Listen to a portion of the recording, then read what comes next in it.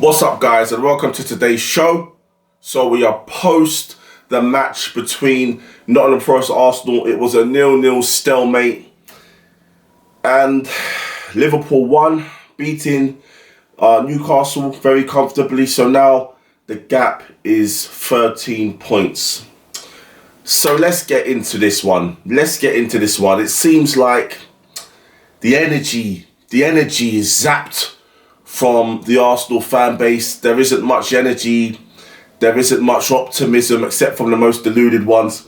Let's get into it.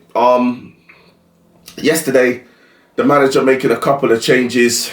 I think Jorginho started in place of Partey, and that was the only change he made.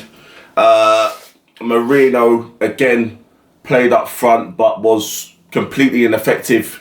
Not his fault, as he's not a striker. Listen, the game, the players put in effort. It wasn't that dreadful performance, shocking, like it was against West Ham at home. The players put in effort yesterday. There was endeavour, there was effort, there was fight. I'm not going to deny that. But what there was an absolute lack of quality. It is just bad. The performance is like watching paint dry.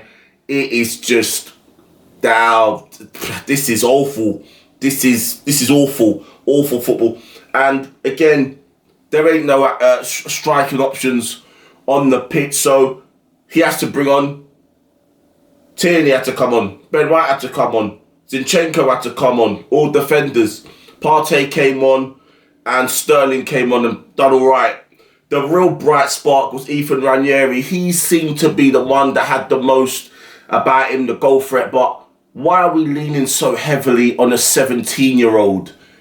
As fantastic as he is, it's just not right. Nottingham Forest really should have won the game at the end. They had the better of the chances. And from an Arsenal point of view, it was just absolutely toothless. How a team of Arsenal's calibre are in this position where we don't even have a respectable attacking threat, attacking force, attacking options.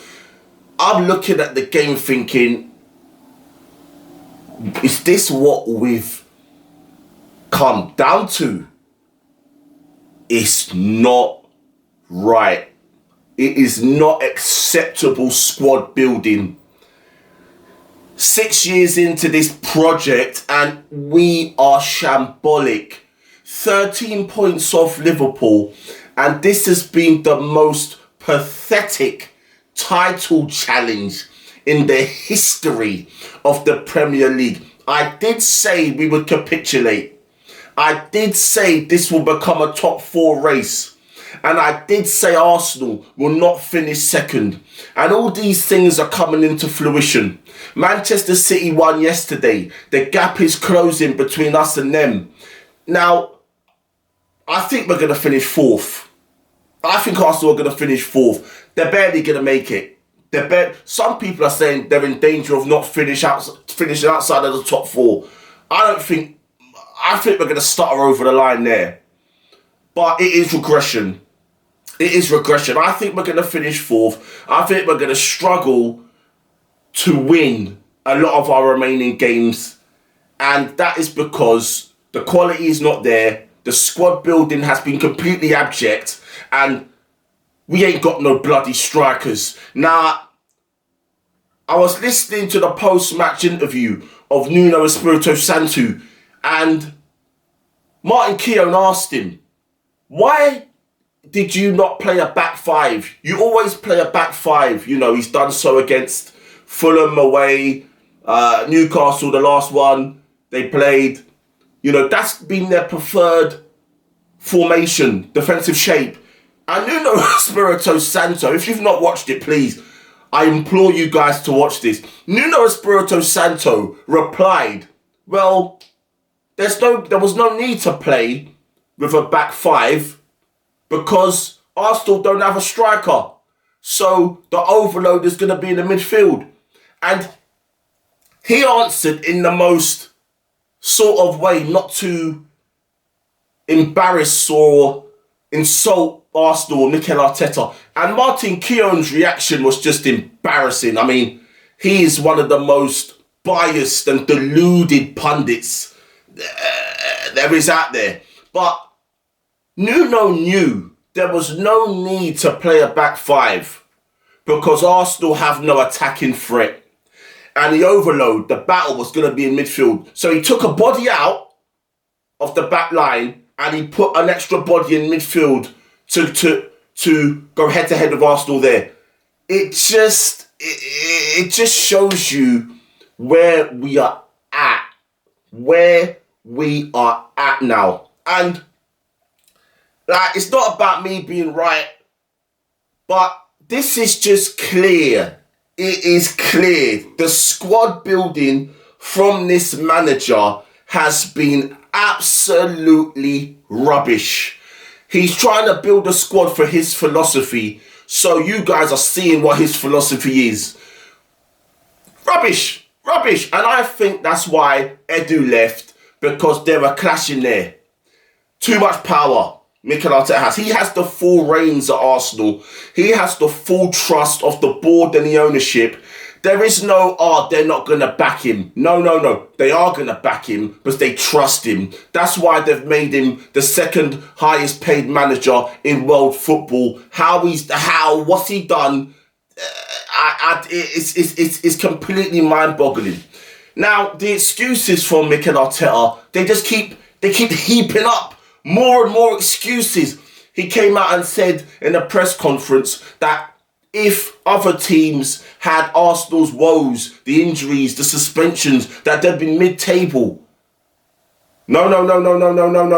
There are plenty of times where teams have to come out of adversity with players being injured, with players missing from suspension, and the manager does their job and makes results happen.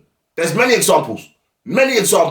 So for him to say that, it's just this manager is nothing but an excuse maker. He's negligent, he's arrogant, and all he does is make excuses. That's all he does. And the excuses are getting more and more pathetic. It's embarrassing. So listen, as for the game, what did we expect? I thought we were going to lose the game, but Arsenal set up not to lose. It was boring. They overloaded the midfield, and Nottingham Forest tried to match them up there. They knew there was no goal threat, so they took out a body in the back five, made it a back four, put the body in midfield to match it up, and that was it. It was just start washing paint dry. And, Nottingham Forest were pretty lucky not to... I'm pretty unlucky, not to win that game. They should have won the game. They had the better of the chances, and they were the better of the teams in the attacking third. But that's not hard with Arsenal's lack of strikers. So,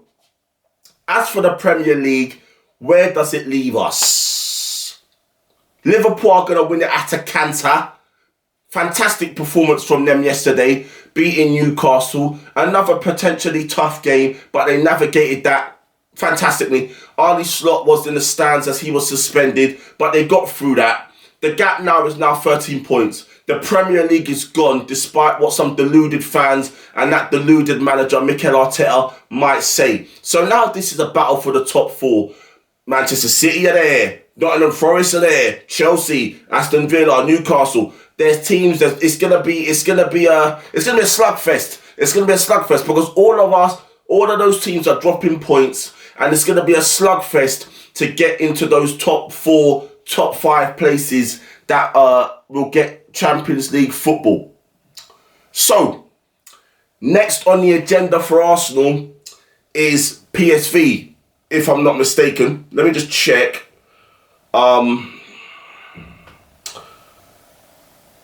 Champions League.